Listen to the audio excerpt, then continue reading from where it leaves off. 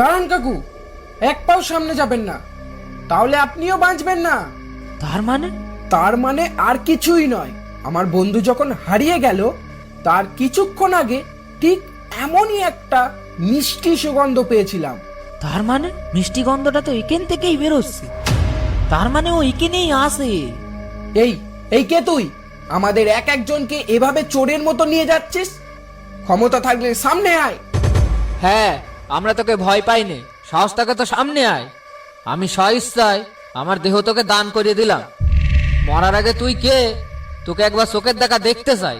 এক বাপের বেটা হলে সামনে এসে দাঁড়া বলছি। কাকু, এ কোনো ভুতুরে আত্মা নয়, আর কোনো বাঘের অতৃপ্ত আত্মাও নয়। তুই কি করে বুঝলি? কোনো অতৃপ্ত আত্মা না হলে মদনদাকে চোখের নিমেষে কিভাবে উদাও করে দিল? কাকু, তুমি একবার ভাবো, আমরা ওকে যে চুনৌতি দিয়েছি, ও যদি সত্যি কোনো প্রেতাত্মা হতো, এতক্ষণ তার কোনো সংকেত আমরা পেয়েই যেতাম। কিন্তু চারিদিকে পরিবেশ দেখো, কত শান্ত। অতএব এ কোনো ভুতুরে কাণ্ড নয়। তাহলে কি বলতে চাইছিস? এটা কোনো কালা জাদু?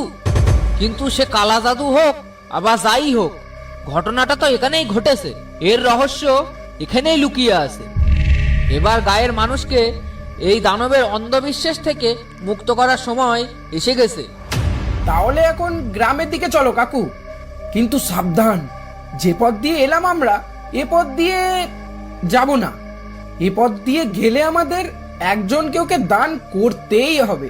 সেটি আর হচ্ছে না, আমরাও রাস্তা না বুঝে ফেলেছি। এটাই হলো ও রাস্তা না।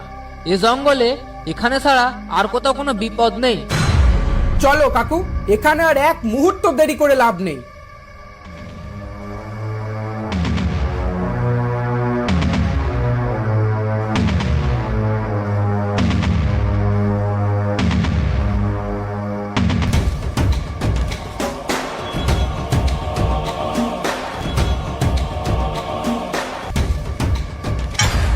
এই তো রবি কাকু।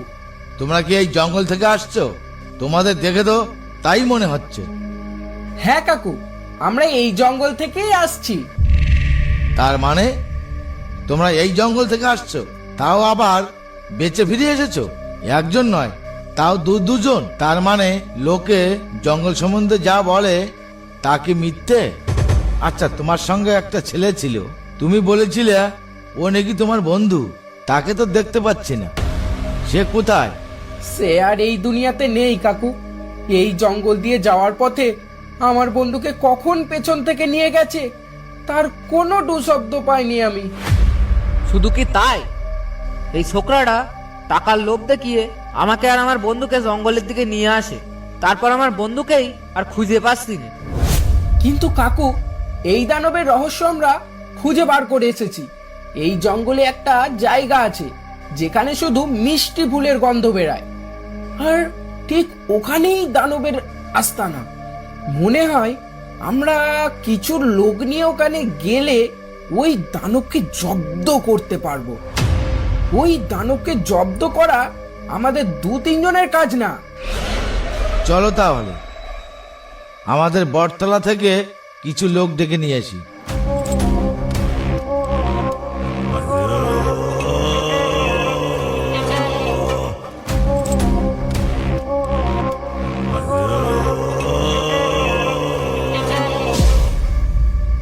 এই ভোলা, কালু গদাই, তোদের একটু জঙ্গলে যেতে হবে আমার সঙ্গে। কোন জঙ্গলে খুড়ো? কোন জঙ্গলে আবার? আমাদের পাশখালি জঙ্গলে। বুঝলি কালু, আমাদের খুড়ো আজকাল দিনে দুপুরে গাঁজা খেয়ে ঘুরে বেড়াচ্ছে, বুঝলি? গাজা নয় রে গদাই, জঙ্গলে এদের 2জন সঙ্গীকে হারিয়েছে, তাই আমাদের কাছে সাহায্য চাইতে এসেছে। তাই আমরা সবাই মিলে ওখানে গিয়ে আমাদের সঙ্গীগুলো হারাই, তাই তো খুড়ো? বড্ড খাসা বিচার তোমার।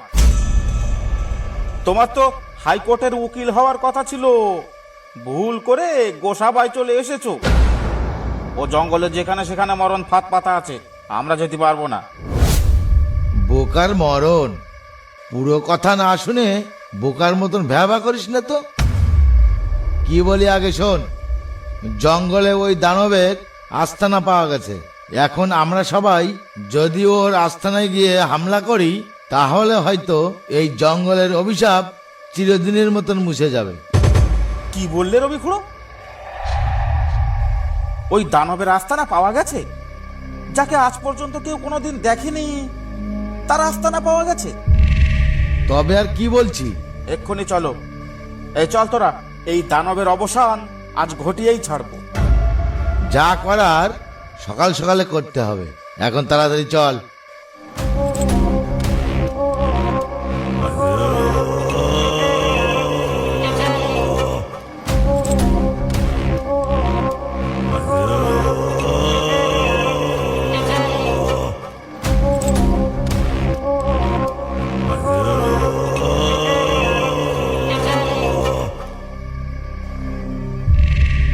রবি খুড়ো, শয়তান ধরা পড়ে গেছে।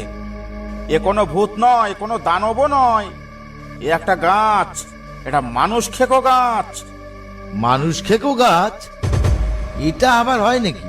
হ্যাঁ খুড়ো, এমন গাছ আফ্রিকা মহাদেশে প্রচুর পরিমাণে দেখা যায়। কিন্তু এই গাছ সুন্দরবনে এলো কি করে সেটাই ভাবছি। ও স্বাভাবিক কিছু নয় রে গদাই। সুন্দরবনের কোথায় কি আছে সেটা আজ পর্যন্ত কেউ বলতে পারিনি, কিন্তু এই গাছটাকে কি করবি সেটা বল। এই গাছটাকে মারা যাবে না খুড়ো। এই গাছটাকে মেরে দিলে বন দপ্তর যদি জানতে পারে, তাহলে আমাদের জেলের ঘানি টানতে হতে পারে। একটা উপায় আছে গদাই। কি উপায় খুড়ো? এই গাছটার যে ডালে মাথা আছে সেই মাথাগুলো কেটে দিতে হবে। এই কালু, যা তো বাড়ি গিয়ে আমার বড় দাঁটা নিয়ে আয় তো। গদাই, যা করবি সাবধানে করবি। এ গাছ কিন্তু খুব ভয়ঙ্কর। বেগর ভাই হলে তোর জানটাই চলে যেতে পারে।